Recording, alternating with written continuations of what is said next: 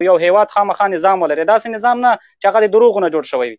تاسو ټول تبلیغات چې شروع کړي دي د دروغو نه دي. ته اوس دا خبره دی چې 80% د 80% ته دغه ملت لون نه دی، دی ګوري، ته 80% هم ګوري، د حکومت هغه 80% ګوري. دا دوی چې څه درته وایي نه، دا د دغه ملت په خاطر زه درته نه درته وایي. که د تاسو غونډه وژنې، که د تاسو غونډه ظلمونه شروع کړي، او دغه ملت بیا په دغو پسې راجګېږي چې تاسو دومره ظلمونه د دغه طالبانو سره وکړه. ولې په ډېرو کې بمبارۍ شوي دي چې دغه قومندانان او د تاسو هغه نو ودرېږه لکچار مه ورکوه، لکچار مه ورکوه، ظلمونه نور څومره کوئ؟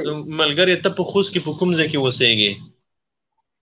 زه فکر کوم چې ته په خوست کې ښار کې اوسېږې او په داسې ساحه کې اوسېږې چې هغه ساحه به د حکومت او د دولت د واکمنۍ لاندې وي.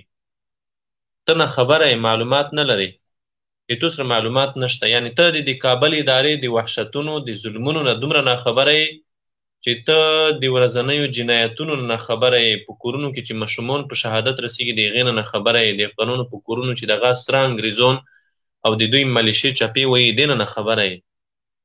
او بیا پورته دا خبره هم کې چې حکومت وحشت نه کي، یعنی حکومت ته براعت ورکوي.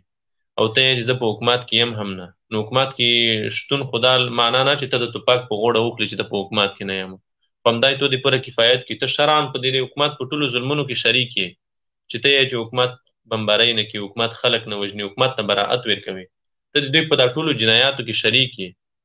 ځکه فکر دې همدا ده، عقیده دې همدا ده، نظر دې همدا ده. خو دغه جنایت خو تاسو خپل هلته د قطر نه دغه هغه راځي، اوازې راځي چې یاره دغه مونږ د دې دپاره کوو چې مونږ هغه خپل ځان دفاع خبرو کې مداخله مه کوه، هغه ته اجازه ورکړه وروره لږ ادب. اوازې خو محترمه خپله په خپله خوله اوازې راځي، نو په اوازونو خو سړی دلیل نشي ویلی، په اوازونو خو سړی استدلال نشي کولی. ته د خپلو خبرو یو ولې اصلاح وکوه، دا لغات چې استعمالوي لږ اصلاح کوه. په اوازونو خو سړی استدلال نشي کولی، نه په اوازو اتکا کولی شي.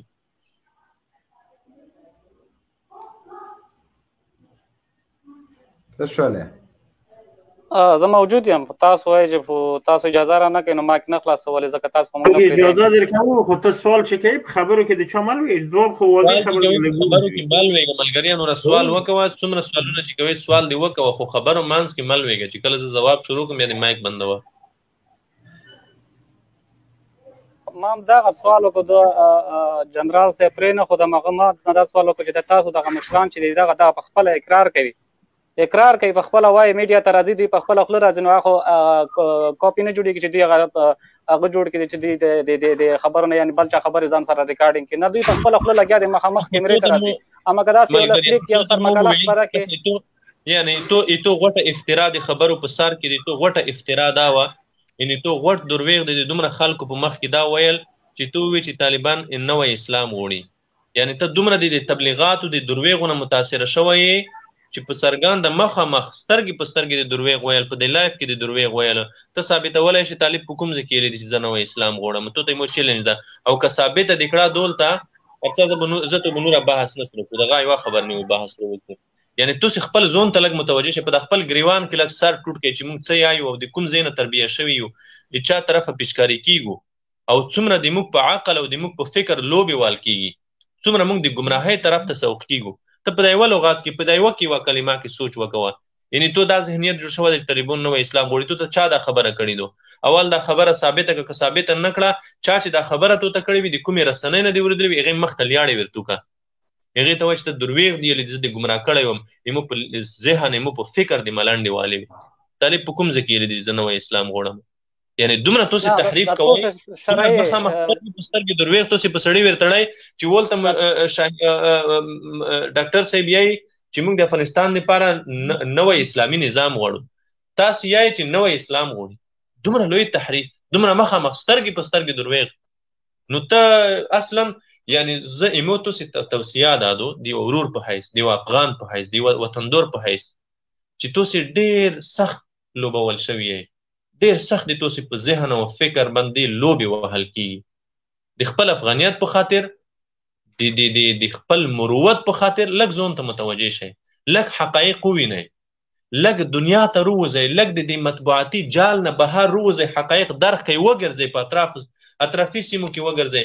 که طالب دې نه وي لیدلی په خوست کې اوسېږي، هر څه زه د ضمانت کوم طالب صحې ته دې بوځم، طالب به نیوکې کړم چې طالب څوک ده. طالب کیدای شي ته په خوست کې د غرغش رادیو نه پېژندلی وي، طالب د کیدای شي د شیرمان هغې راډیو نه دې پېژندلی وي یا د بلې راډیو نه پېژندلی وي. زه ته یم چې ستا طالب د راډیو نه ما پېژنه، هر څه چې طالب زه مخامخ دې نه ووینم، د نیوی قسم چې طالب دغه ده. هر څه څو ورځې به ولته طالب سره تېرې کړي، طالب اعمال، اخلاق، کردار، هغه سیمه کې به د خلکو ژوند زندګي ووینې چې په کومه سیمه کې طالب اوسېږي. موږ افسوس دا کوو چې تاسې په ذهنیت، تاسې په فکر، تاسې په عقل څومره سختې لوبې وال کېږي او څومره سخت تاسې په دې نه خبره یې چې موږ غلط طرف ته سوق شوي یو، موږ برین واش شوي یو، د موږ ذهنونه مینځل شوي دي، موږ ته یو غلط فکر پیچکاري شوی دی، موږ ته یوه غلطه نظریه پیچکاري شوي دو. مننه خوري صاحب. دا یوه خبره اخري سوال په ډېره بخښنې سره اخري سوال، زه توهین نه کوم، چاته نه کوم، زه دا یم چې ته په خپله وایې چې نوی اسلامي نظام اسلامي نظام خو چې دا اسلامي، تاسو ولې دا خبره نه کوئ چې دا اسلامي نظام غواړم، خو په دا نوی اسلام بیا څه رقم شو، تاسو یې چې نوی اسلامي نظام غواړم، خو دا نوی تاسو په خپله خوله اقرار کړی نوی اسلامي نظام غواړم، دلته تاسو باید داسې ووایئ چې زه اسلامي نظام غواړم. اسلامي خو درته تشریح کړه چې د وخت هم درته وایي چې موږ څه شی غواړو او څه رقم تاسو تعبیروئ ده. ولې داسې کوئ؟ دا اوس دلیل شو، ته ټپ بیا مایک بند کړې، دا دلیل دی. زه درته وایم چې اسلامي نظام، نوی اسلامي نظام څه معنا شوه، نوی اسلامي نظام څه معنا شوه. شاهین صاحب ودلیده چې ما درته ویلې چې چا دا تصویر دا پروفایل لګولی هغه به کنزلمار، هغه به مجبوروي ولا که زه په توهین نه، یو سړی به د مجبورۍ بې ادبي د ما اوس مجبوروي که نه مجبوروي، زه مجبور کړم، دغه اوس دلیل و. دا ته به بیا خپل باولې خورې چې یو سړی دې مجبوره کړي. کنزل یې څه کوې؟ ما درته ویلې چې پروفایل دې داسې چا لګولی ته به کنزل یې کوې. قاري صاحب مهرباني وکړئ، دا بل ورور لاندې خان د که چي شی ده کاکړ صاحب مبین صاحب دغه ورور ته مې بیا هم آخري خبره دا ده چې ته لاړ شه چېرته کوم د پښتو د ادبیاتو استاز ته کښېنه، یا که چېرته د پښتو ادبیاتو استاز ته هم ورځ دغسې کلیوال شډل بډل سړي ته کښېنه، هغې ته ووایه چې نوی اسلامي نظام او نوی اسلام د دې په منځ کې فرق شته او که نه. اصلا دې ته بحث ضرورت نشته. نوی اسلامي نظام او نوی اسلام د دې په منځ کې فرق شته او که دا دواړه یو شی دي. یو شډل بډل کلیوال سړي ته کښېنه چې خالي پښتو یې زده وي، یو خپلواز ته کښېنه، بازګر سړي ته کښېنه. او بله اساسي خبره دا ده چې د دې سړي په عکس کې اثر دا ده چې چا د ده عکس لګولی هغه به بد اخلاقه وي. زه دې ورور ته بیا هم توهین نه کوم، ده ته مې توصیه دا ده چې دا سړي عکس مه لګوئ. دا سړی چې ده د هر چا په عکس او په نوم کې اثر وي، د دې سړي په عکس او په دا نوم کې اثر دا ده چې چا لګولی وي هغه به بدتمیزه وي، بد اخلاقه به وي، کنزلمار به وي، او هغه به آخر الامر هغه به الحاد ته رسیږي. تاسو په دا فیسبوک کې چې څومره ملحدین وګورئ، چې څومره سیکولران او الله ته کنزل کوونکي وګورئ، هغې به د دغې ملحد عکس لګولی وي، ځکه دا سړی خپله دغسې و. درې پروفایله غني رازق او نجیب، د دې پروفایل شا لګولی و، هېڅ ضرورت د دې نشته چې بیا هغه سره مخکې لاړ شي. مهرباني وکړه کاکړ درجان. ما د سید حسین دا پوښتنه وه دې پخوا مخکې وویل که چې وایي د کابل په پوهنتون باندې حمله خپله دوی کړې ده که نه، افغان حکومت کړې. آیا د کندهار او د هلمند حمله چې تاسو کوئ دا به د بهرني ځواکونو د پاتې کېدو لپاره یو پلمه نه وي تاسو له خوا نه، که تاسو هم دا لاسلیک کړی چې یاره دوی باید ووځي؟ توضیحات ورکړه قایي صاحب. محترمه د کندهار کې یا په نورو ولایتونو کې چې کوم بریدونه کېږي د کابل ادارې د ټامیانو ټغر ورټولېږي، دا د موږ ضرورت د اړتیا ده او هدف مو ده، په څرګنده یې وایو. دا چې ته یې ما ته ګټه نقصان ښایي هغه د ستا کار نه ده، هغه د ما خپل کار ده، هغه په ما پورې اړه لري. ګټه تاوان زه خپل سنجولی شم، تا ته د الله اجر درکړي، ته د دې ګټه تاوان ما ته مه راښیه. زه په خپله په ګټه تاوان پوهېږم، خو زه یې پړه مه اخلم، په څرګنده یې مجاهد او طالب یې پړه اخلي په څرګنده. د دغسې معمایي بریدونه چې نه بریدګر معلوم شو، نه طرف معلوم شو، نه هغه بریدګر کومه ساحه لري، نه هدف معلوم ده، د دغسې بریدونو په اړه موږ خبرې کوو. بالکل. اسمت وطنجار مایک مخلاص کړئ. سلام علیکم. سلام علیکم جنرال صاحب تاسو ته، قاري صاحب ته، ټول لیدونکو اورېدونکو ته. ما پوښتنه دا ده چې دا نظام څه رقم ده یا ښه ده یا بد ده یا بیخي بد ده، ملت هم چې ستړی ده. خو دغه تاسې ته ملت فکر وکړي دا نظام تاسې در وسپاري، تاسې کله د دې وړتیا لرئ. نظام خو په ملا نه کېږي، دا خو ډېرو خلکو ته ضرورت لري. محترمه تاسې خو محترمه غلط پوه شوي یئ. تاسې تعلیم داسې درکړل شوی ده چې د غاښونو یو ډاکټر یا د سنتیو کوم ډاکټر یا د نه قاري صاحب ملا به ډېر هوښیار یي که تا دین او رازق چې خپل دستخط یې نشي کولی. ملا به ډېر ملا ودرېږه په دې نظام کې دوستم دي تر څویمه مکتب ویلی، خالد تر څویمه مکتب ویلی. ودرېږه نه خو نه بس تا د خبر وکړه. اتانور دي څومره مکتب ویلی، جنرال رازق څومره ویلی، جنرال غوږو اوس هم ګوته لګوي په پاسپورټو کې دستخط نشي کولی. دې څومره مکتب ویلی. دغه نور لغړیان دي چې په دغه قندهار او په هلمند او په روزګان او په خوست او پکتیا پکتیکا په ټول افغانستان کې حاکمان دي. تعلیم دي کچ پښتنه تا کړه. ته څه فکر کوي چې پارک کې ناش شړنګا هغه رښتیا مفکر ده؟ هغه لمخې یو شعر لیکلی د کتاب لمخې لیکلی، د کتابچې لمخې لیکلی یو شعر نشي ویلی، لملمه کوي د لیکلو لمخې تقریر نشي کولی. دا د تعلیم کچه دی. متلونه هغه دي، شاعري هغه ده، په دین ناپوهي هغه ده. ملا به د عمل کنټرولوي. ته په دې نه خو صحیح ده. ودرېږه د دې جواب راکړه. 20 کاله د امریکانو په ملاتړ باندې دغه نظام کې تعلیم یافته کس ماته وکړه چې دا تعلیم لري. یوه نمونه راته وړاندې کړه. د پارلمان رئیس د امریکانو پاروکش ده، بېادبي د ما پې غول به د امریکانو پاکوه. دا تعلیم یافته ده.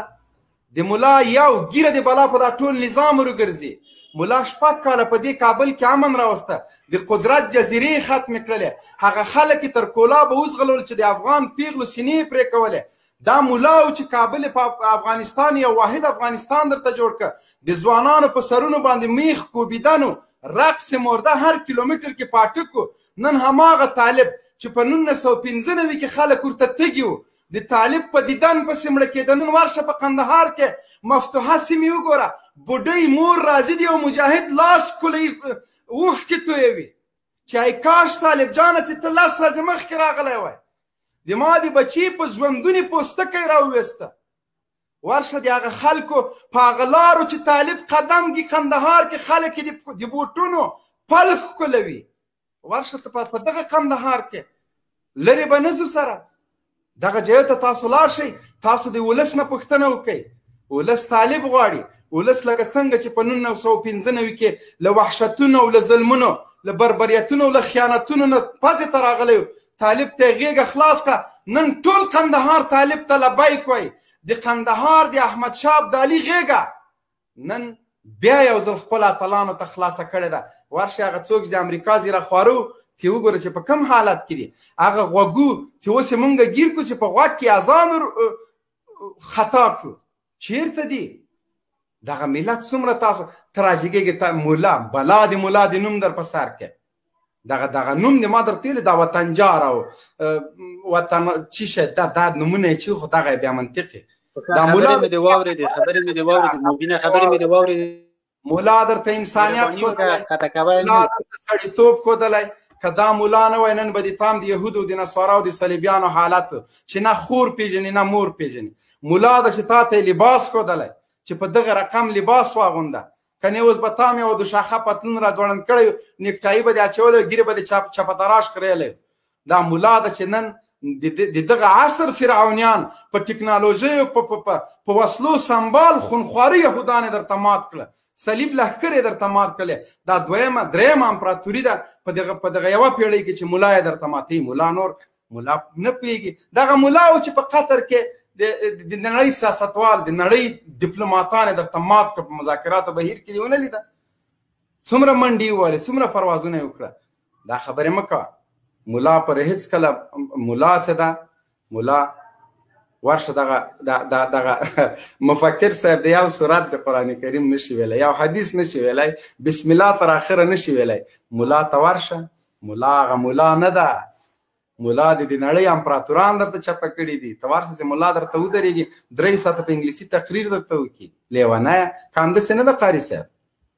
دوی اوس هم په دې چرت کې دي. دا ښه مثال دی. قاري صاحب عالم ده، حافظ د قرآن ده، انګلیسي تر تا ښه وایي، په هر شي باندې ښه پوهېږي. صحیح پرېږده قاري صاحب ته جواب ورکړه، دا بېچارهګۍ لږ موضوع پابندې ده. قاري صاحب محترم، ملا حکومت کولی شي قاري صاحب؟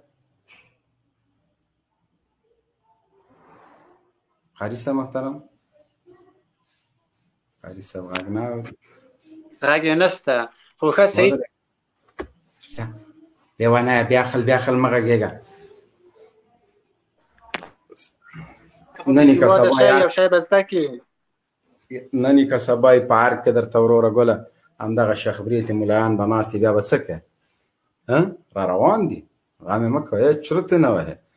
لیونی شلی توتله کېږي مولا بلا دې در وګرځه، مولا داسې قربانۍ ورکړلې هم منبر د تا د مولا په وینو سور کام دی، قرآن د مولا په وینو سور کام دی، د احادیثو کتابونه د قرآن په وینو د عالم په وینو سره کړه، خو لیکن مولا دې مات نه کړه.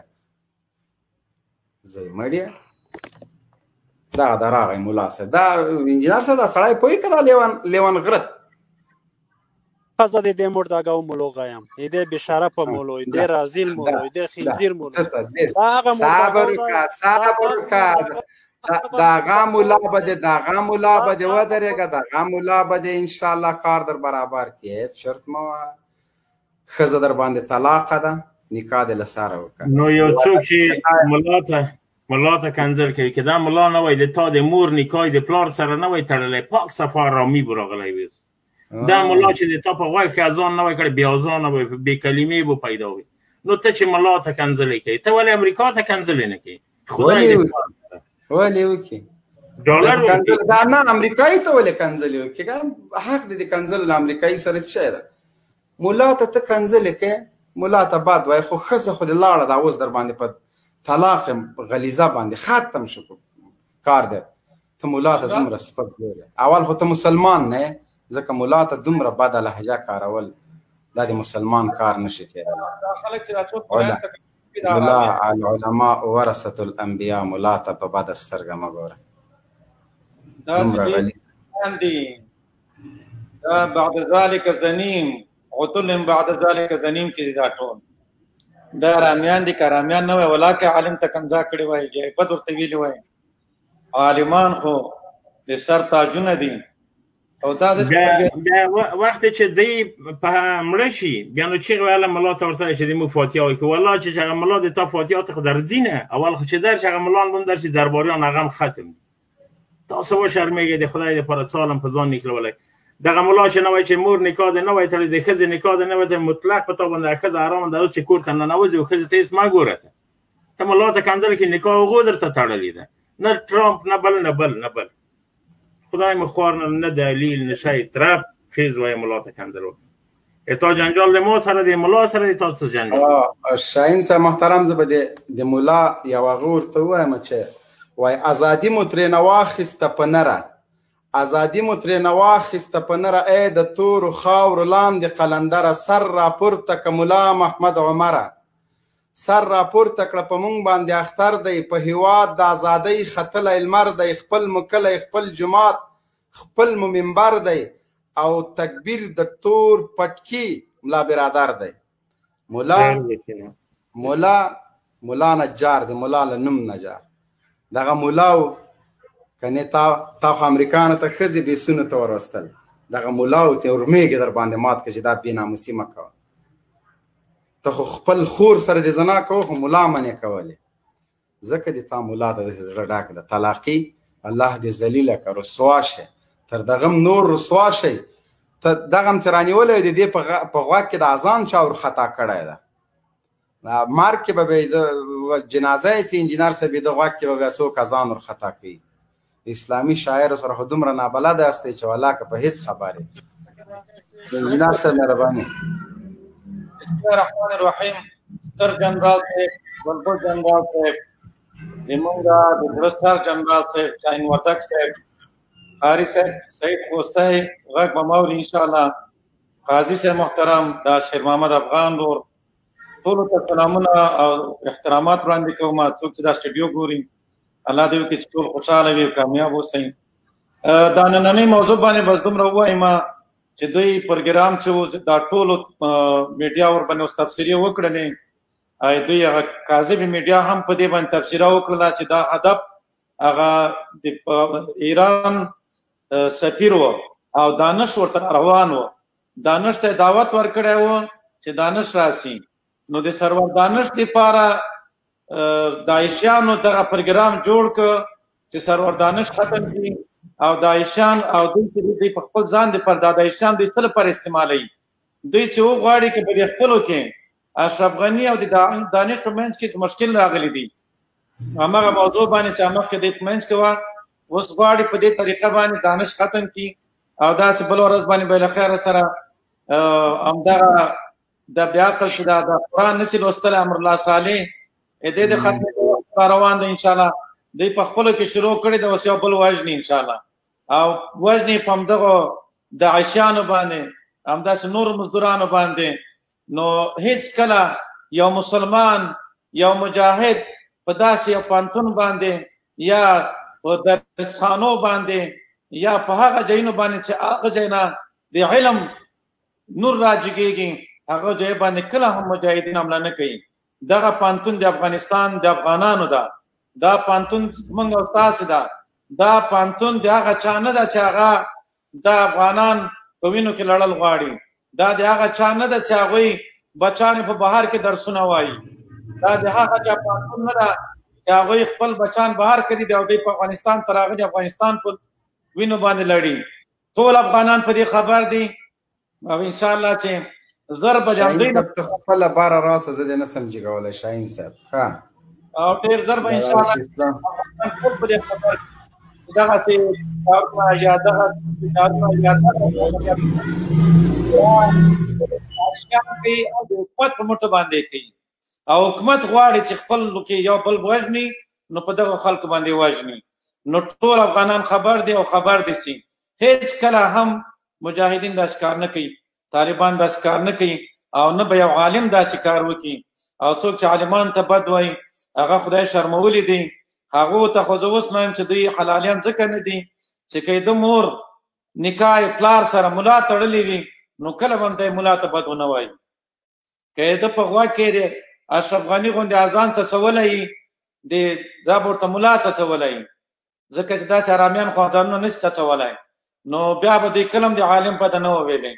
د عالمانو بده څوک وایي هغه سیکولران دي، دیموکراتان دي، حرامیان دي.